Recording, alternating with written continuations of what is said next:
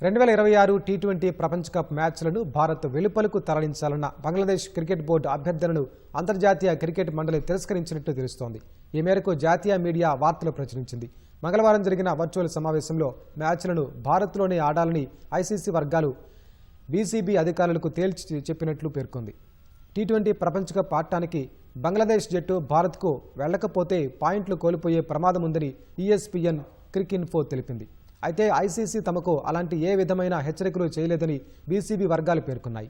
2026 T20 ప్రపంచ కప్లో బంగ్లాదేశ్ తమ 4 గ్రూప్ సి మ్యాచ్లన్నీ భారత్లో ఆడాల్సి ఉంది. ఫిబ్రవరి 7న వెస్టిండీస్తో, తర్వాత ఇటలీతో జరిగే మొదటి 3 గ్రూప్ మ్యాచ్లు కోల్కతాలో ఆడాల్సి ఉంది. ఫిబ్రవరి 17న నేపాల్తో జరిగే 4వ చివరి గ్రూప్ మ్యాచ్ కోసం వారు ముంబైకి రావాల్సి ఉంది.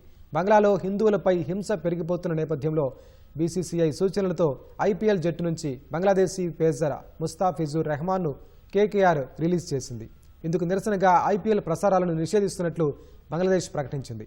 టీ20 ప్రపంచ కప్ మ్యాచ్లను భారత్ నుంచి ఇతర దేశాలకు తరలించాలని ఐసీసీని అభ్యర్థించింది.